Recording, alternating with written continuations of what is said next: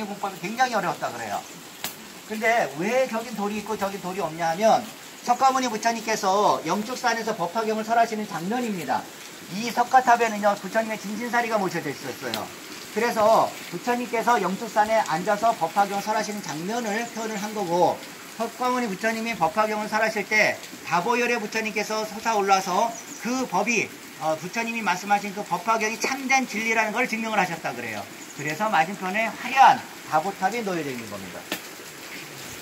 그리고 석가탑은요 이름이 여러 가지가 있어요. 불국사는 국보가 7점이고 보물이 5점이에요. 그야말로 노천박물관입니다. 한 사찰에 이렇게 국보를 많이 소장하고 있는 데가 없어요. 우리가 처음 봤던 성운교, 백운교, 연화 칠북에서부터 석가탑, 다보탑, 이 다보탑은 전 세계적으로 이렇게 아름답게 표현이 된 탑이 없습니다. 그래서 굉장히 어떤 독특한 아름다움을 갖고 있는데, 그 석가탑은 이름이 여러 가지가 있어요. 다보탑은 또 이름이 2가지가 있고, 석가탑은 우리가 알고 있지만, 석가탑으로 알고 있지만 문화재 등재상으로는 불국사 3층 석탑으로 기재가 되어 있습니다. 우리나라 3층 석탑의 기본적인 전형이에요. 가장 아름다운 백미라고 합니다. 단순 정례, 어제 최원 씨가 좀 얘기를 해줬는데, 아주 단순하면서도 이 모습이 가장 만들기 어렵다 그래요. 근데 우리가 이렇게 보면 밑에서 보면은요 마치 곡선처럼 보여요. 하지만 위에서 보면 딱딱딱딱 이게 위에서는 아주 정확한 각도가 맞아 추정이 되어 있어요. 그리고 불국사 3층 석탑으로 되어 있지만 3층 석탑이라는 거는요 요 사각형까지가 기단부에 해당하고 지붕틀이 하나, 둘, 3개가 있기 때문에 3층 석탑이라고 하는 거고, 그 다음에 저 상년부는 원래 없었는데 실상사에 있는 석탑을 보고 이제 저게 이제 그 복원을 시켰다 그러는데, 저 위에 있는 상년부가 우주를 뜻합니다. 저 상년부가 우리나라만이 갖고 있는 독창적인 또 불탑의 모습이에요.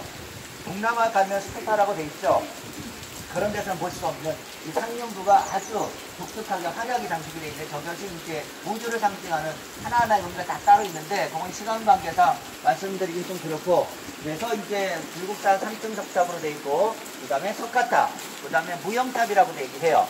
무영탑은 아사달 아사녀를 얘기를 하는데, 아사달 아사녀의 사람을 얘기하는 것보다는 무영탑이라는 그림자가 없다는 뜻인데, 그렇게 어떤 속세적인 그 내용으로 보면 그렇게 얘기하겠지만, 왜 또 이제 그렇게 얘기를 할 수 있냐면, 부처님의 몸에서는 빛이 나기 때문에 그림자가 없다 그래요.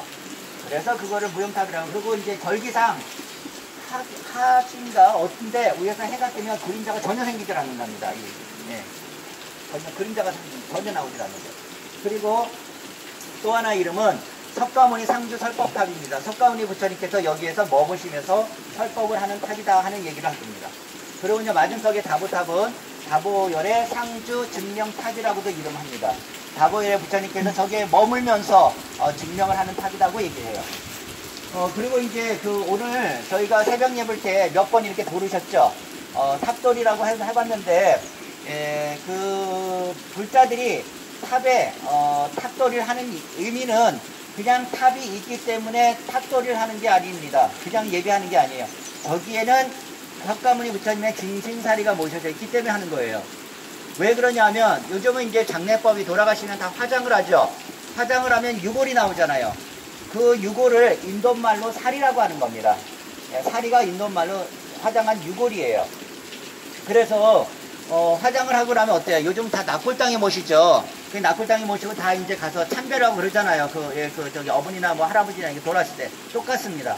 그래서 부처님께서는 돌아가시고 난 다음에 그 당시에 돌아가실 때 어떤 얘기를 하시죠? 어제 이제 사성제에 대해서 말씀을 드렸지만, 사성제를 더 깊이 얘기하면 부처님께서는 4가지 성스러운 진리를 얘기를 하실 때 첫 번째 설법과 맨 돌아가시기 바로 직전에서 법이 굉장히 중요하죠. 84,000 대장경이 있지만 다 모르셔도 되고, 첫 번째 말씀하신 것과 마지막 그 내용은 잘 알아두시는 게 좋은 게 뭐냐면, 처음에 이쪽으로 오셔도 돼요. 첫 번째 말씀하신 사성제라는 거죠. 4가지 성스러운 진리라는 거는 고성제, 직성제, 멸성제, 도성제를 이야기하는 거거든요. 그래서 고성제라는 거는 고통을 이야기합니다. 그래서 부처님께서는 이 세상에 태어난 모든 존재들은 다 고통을 받을 수밖에 없다 하는 얘기를 하세요. 그것이 고성제입니다. 그러면 이 고통이라는 거는 뭐냐 하면 생로병사를 많이 들어보셨죠? 우리는 태어남 자체가 축복이라고도 얘기하지만 태어남 자체가 있기 때문에 고통이 시작이 된다고 얘기하셨어요. 생부터가 고통이 시작입니다. 곱니다. 그리고 태어났기 때문에 늙어야 되는 고통을 받을 수밖에 없고, 그 다음에 병드는 고통을 받고 죽는 고통을 받는다 그래요. 이것이 사고입니다.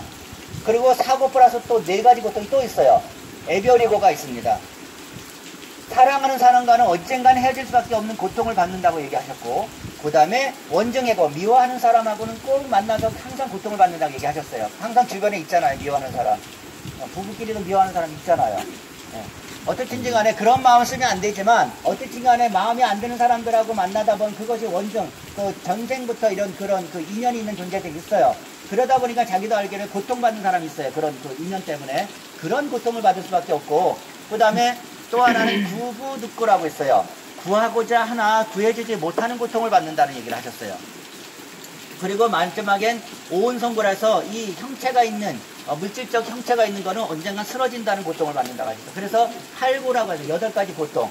근데 이 8가지 고통이 어디부터 시작이 되냐면 집착에서 왔다고 얘기하세요. 이 집착이 뭐냐면 나라는 존재에 대한 생각 때문에, 사실 여러분들이 여러분이라고 할 수 있는 게 사실 없습니다. 잘 생각하면 명상을 통해서 호흡을 하다 보면, 어제 잠깐 숨을 멈춰버렸을 때 숨이 멈추면 어떻게 되죠? 산소가 공급이 안 되다 보면